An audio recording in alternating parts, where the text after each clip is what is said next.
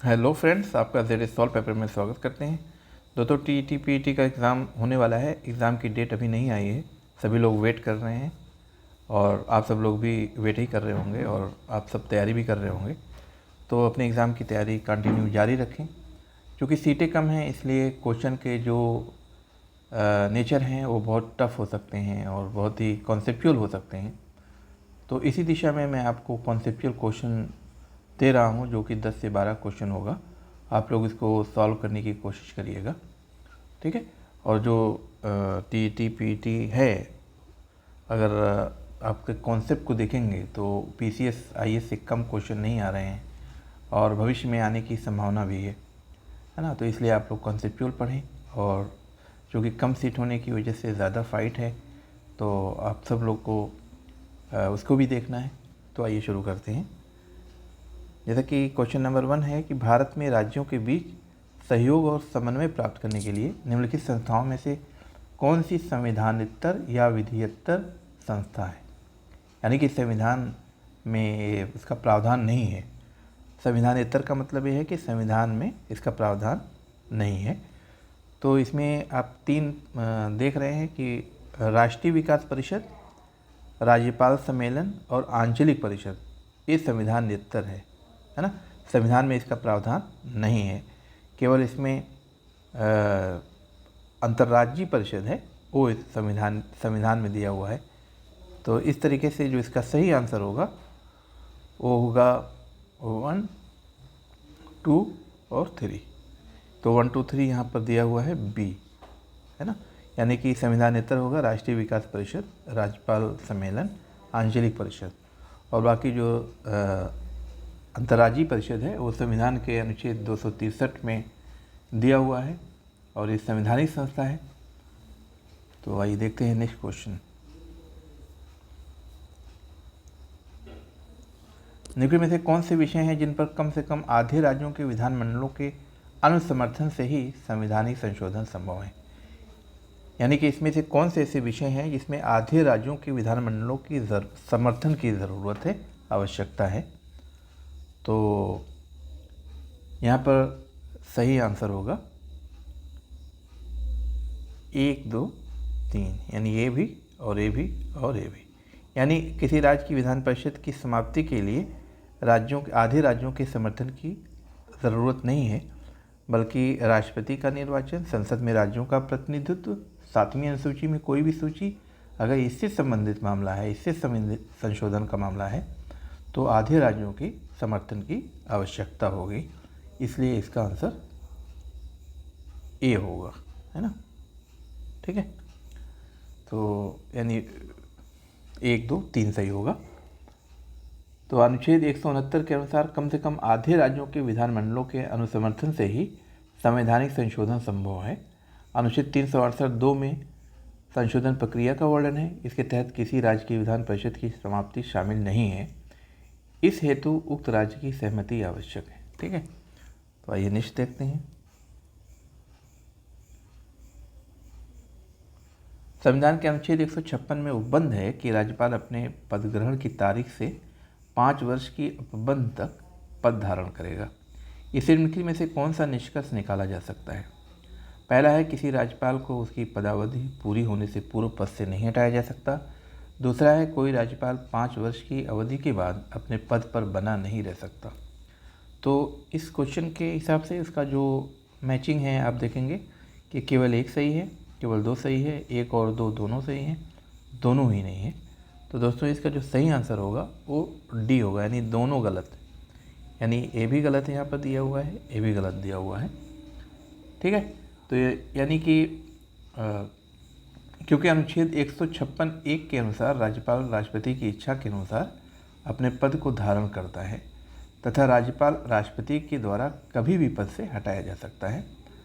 तो विकल्प 1 भी गलत हो गया और विकल्प 2 भी गलत हो गया, है ना। अनुच्छेद 156(3) के अनुसार राज्यपाल तब तक अपना पद नहीं छोड़ता जब तक कि उसका उत्तराधिकारी अपना पद ग्रहण न कर ले, है ना। यानी कि जो राज्यपाल है वो राष्ट्रपति के प्रसाद पर्यंत अपने पद पर बना रहता है। तो इसलिए ये दोनों ही गलत हैं, यानी ए भी गलत है और ए भी गलत है। अगला क्वेश्चन है, निम्नलिखित में से कौन से ऐसे मामले हैं जिन पर संविधान संशोधन राज्यों की विधानसभाओं जिनकी संख्या आधे से कम न हो के अनुसमर्थन से संभव है। तो इसमें पहला है राष्ट्रपति का चुनाव, दूसरा है संसद में राज्यों का प्रतिनिधित्व, तीसरा है 7वीं अनुसूची में से कोई भी सूची, और चौथा है किसी राज्य की विधान परिषद का उन्मूलन।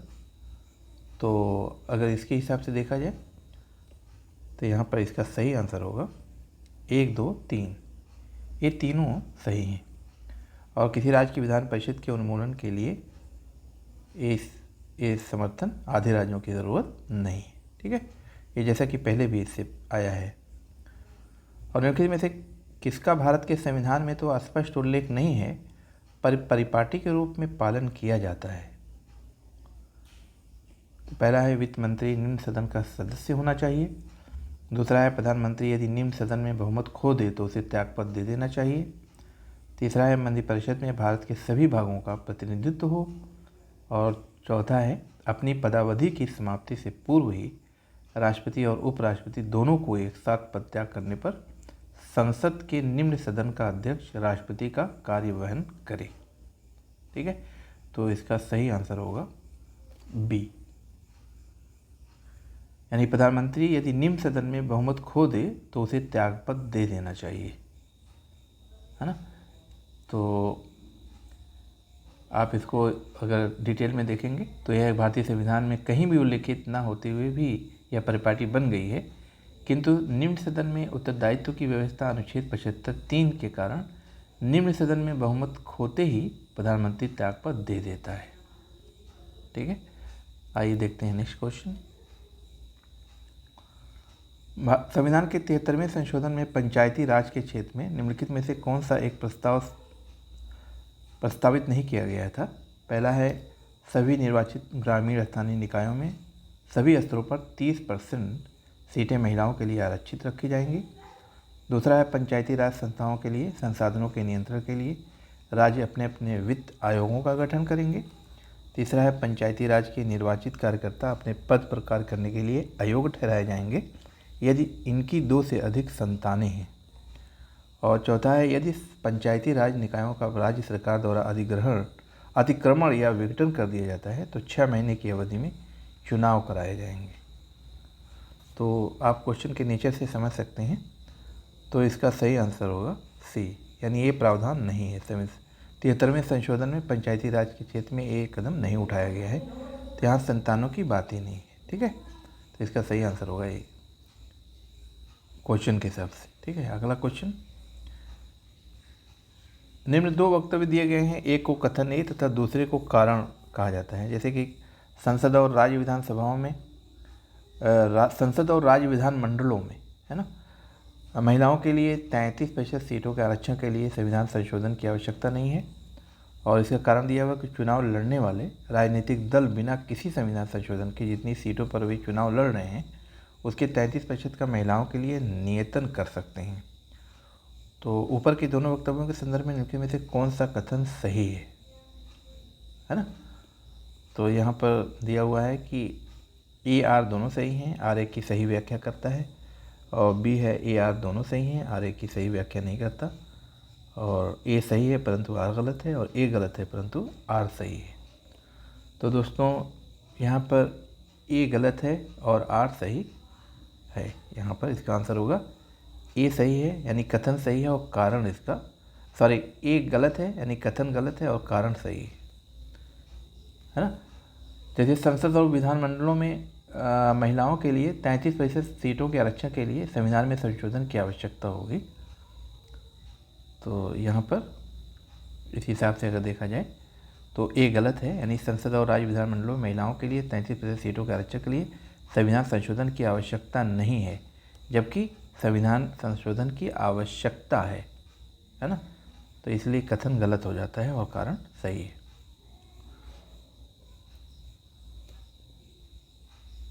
चलिए नेक्स्ट क्वेश्चन देखते हैं कि भारत के संविधान में निम्नलिखित में से क्या कथित है। तो इसमें कहा गया है कि पहला, राष्ट्रीय संसद के किसी भी सदन का सदस्य नहीं होगा, दूसरा है संसद राष्ट्रपति और 2 सदनों से मिलकर बनेगी।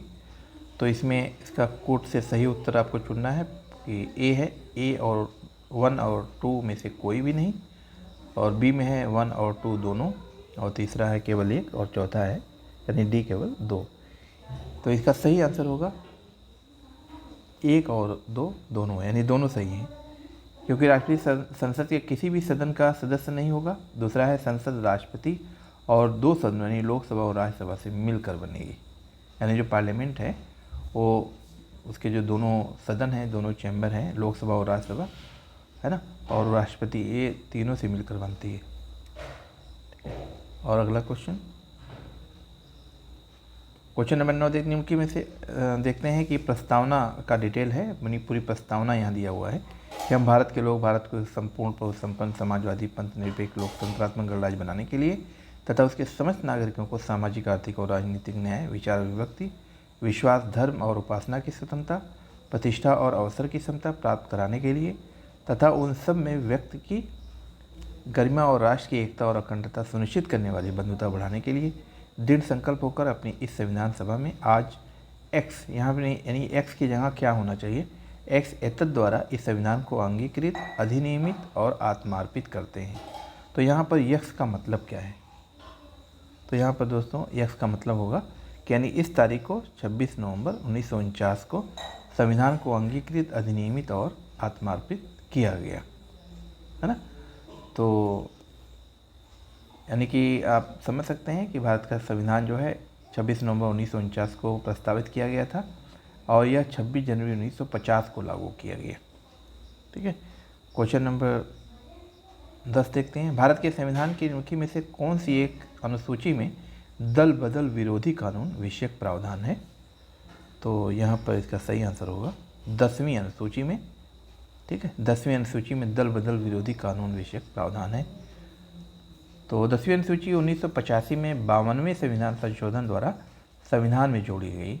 इसमें दल बदल विरोधी कानून है। संविधान की दूसरी अनुसूची में मुख्य पदाधिकारियों के वेतन भत्ते और 5वीं अनुसूची में अनुसूचित क्षेत्रों और अनुसूचित जनजातियों के प्रशासन और नियंत्रण और 8वीं अनुसूची में संविधान द्वारा मान्यता प्राप्त भारतीय भाषाओं का उल्लेख किया गया है ना। तो आइए क्वेश्चन नंबर नेक्स्ट देखते हैं। भारतीय संविधान मान्यता देता है, भारतीय संविधान मान्यता देता है केवल धार्मिक अल्पसंख्यकों को, केवल भाषाई अल्पसंख्यकों को, यानी धार्मिक और भाषाई अल्पसंख्यकों को, और धार्मिक, भाषाई और निजाति अल्पसंख्यकों को, यानी माइनॉरिटीज़ को। तो इसमें भारतीय संविधान मान्यता देता है 2 माइनॉरिटीज़ को, 2 अल्पसंख्यकों को, यानी भाषाई और धार्मिक, यानी इसका आंसर होगा सी। तो अनुच्छेद 29 और 30 में धार्मिक तथा भाषाई अल्पसंख्यकों को मान्यता प्रदान किया गया है यदि संविधान में अल्पसंख्यक शब्द को परिभाषित नहीं किया गया है, यानी कि हमारे संविधान में अल्पसंख्यक शब्द को परिभाषित नहीं किया गया है, लेकिन धार्मिक और भाषाई माइनॉरिटीज़ को मान्यता दिया गया है। तो आइए क्वेश्चन नंबर नेक्स्ट देखते हैं। निम्नलिखित कथनों पर विचार कीजिए। भारतीय संविधान में कोई संशोधन लाने का उपक्रमण किया जा सकता है लोकसभा द्वारा, राज्यसभा द्वारा, राज्य विधानमंडलों द्वारा और राष्ट्रपति द्वारा। तो दोस्तों, तो ये जो सिस्टम है ये लोकसभा और राज्यसभा द्वारा संशोधन उपक्रमण किया जा सकता है। ठीक है, तो जैसा कि अनुच्छेद 368 के अनुसार भारतीय संविधान में संशोधन लाने का उपक्रम किसी भी सदन से, यानी लोकसभा या राज्यसभा, इससे प्रारंभ किया जा सकता है। तो इस तरीके से मैंने 12 क्वेश्चन आपको यहाँ पर दिए हैं और उम्मीद है कि आप इसको पसंद किए होंगे, और इसमें जो आपको कोई प्रॉब्लम होती है तो आप कमेंट कर सकते हैं। ठीक है, मिलते हैं नेक्स्ट वीडियो में। और जो फ्रेंड्स हमारे चैनल को सब्सक्राइब नहीं किए हैं वो हमारे चैनल को प्लीज़ सब्सक्राइब करें, लाइक और शेयर भी करें। मिलते हैं नेक्स्ट वीडियो में। Okay, thanks.